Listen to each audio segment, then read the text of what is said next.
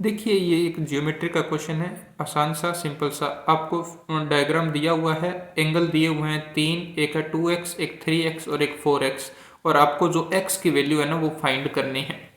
तो हम करेंगे क्या, सबसे पहले ये क्वाड्रिलेटरल है, इसके नाम लिख लेते हैं एक बार अंडरस्टैंडिंग के लिए। जैसे ये a है, ये b है, ये c और ये d आपके पास है ना। जैसे ए बी साइड क्या है, ए बी साइड जो इक्वल है किसके, बी सी के, और इक्वल है सी डी के, ये साइड इक्वल है और हमें एक्स फाइंड करना है।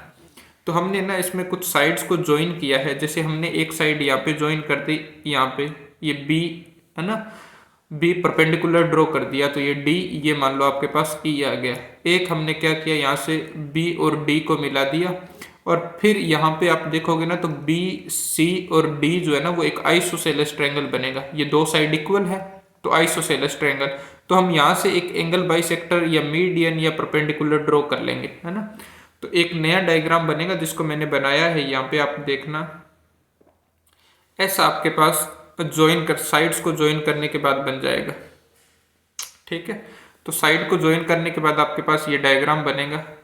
अब इसको देखो, यहाँ पर बी सी और डी जो है ना वो आइसोसेलेस ट्रायंगल है, तो आपके पास आइसोसेलेस ट्रायंगल में मीडियन, परपेंडिकुलर और एंगल बाइसेक्टर इक्वल होते हैं, एक ही लाइन पे होते हैं। तो यहाँ पे ये लाइन एंगल बाइसेक्टर का काम करेगी, तो ये 4x को दो इक्वल पार्ट में डिवाइड करेगा, तो ये आपके पास 2x होगा और ये भी कितना होगा, 2x होगा। यही लाइन आपके पास परपेंडिकुलर का काम करेगी, तो ये 90 डिग्री हो जाएगा, यानी राइट एंगल ट्रायंगल। और ये बेस को क्या करेगी, इक्वल पार्ट्स में डिवाइड करेगी, क्योंकि यही लाइन क्या है आपके पास, मीडियन भी है। तो यहाँ से इक्वल होगी, तो यहाँ पे हमने इक्वल, ये दो इक्वल पार्ट्स में डिवाइड कर दिया, ठीक है। अब हम दो ट्रायंगल कौन कौन से देख रहे हैं, देखना। एक तो ए ई और बी देख रहे हैं, और एक हम ट्रायंगल देख रहे हैं सी एफ और बी, है ना। ये दोनों ट्रायंगल आपके पास कॉन्ग्रुएंट होंगे।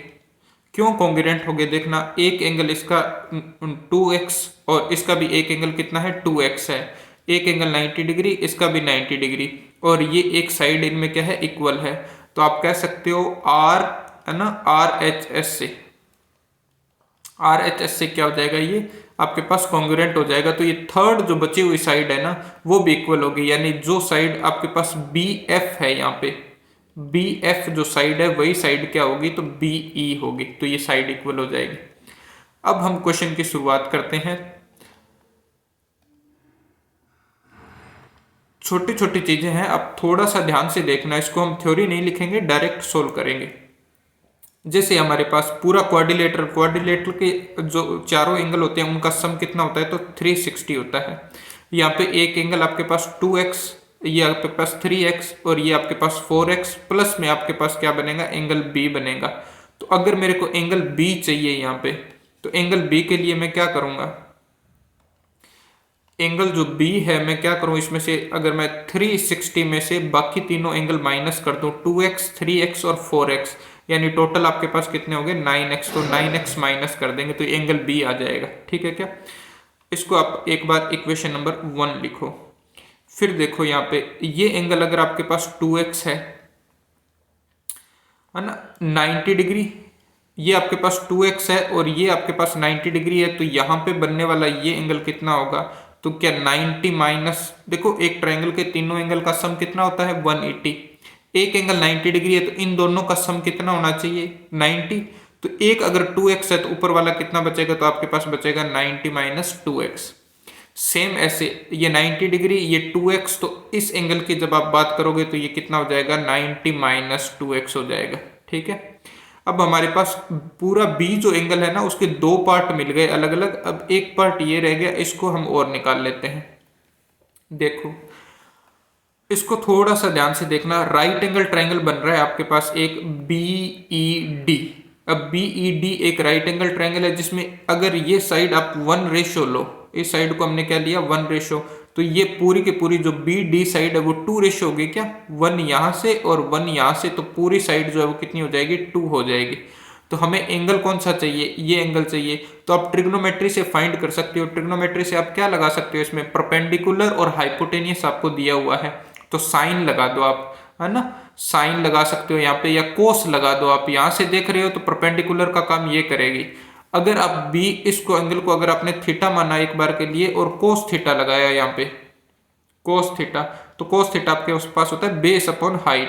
तो इस एंगल के सामने ये हुआ परपेंडिकुलर, तो बेस क्या हो जाएगा 1 और हाइपोटेनियस क्या हो जाएगा आपके पास 2 हो जाएगा, तो 1/2 है ना। तो थीटा की वैल्यू कितनी आ जाएगी आपके पास 60 डिग्री। तो यहाँ से थीटा कितना आएगा हमारे पास 60 डिग्री, यानी ये थीटा कितना है 60 डिग्री। अब एंगल जो बी था वो इन्हीं छोटे तीनों एंगलों से मिलके बना था, तो मैं इसको ऐसे लिख सकता हूं। एंगल बी कितना था आपके पास, एंगल बी था आपके पास 360 माइनस 9x है ना, इक्वल टू में आपके पास तीन एंगल बने, एक तो बना 60 डिग्री प्लस में आपके पास बने देखो यहाँ पे 90 माइनस 2x और 90 माइनस 2x, दो एंगल, तो ट्वाइस ऑफ हम लिख देते हैं इसकी भी, ट्वाइस ऑफ हमारे पास क्या बन गया 90 माइनस 2x बन गया। अब इसको सोल्व कर दो तो इधर से आपके पास 360 माइनस 9x आ जाएगा और यहाँ पे 60 डिग्री और प्लस में अंदर मल्टीप्लाई किया तो आपके पास 180 माइनस में 4x, तो ये टोटल कितना हो गया आपके पास 360 माइनस 9x और इक्वल टू में ये कितना हुआ तो 240 माइनस 4x।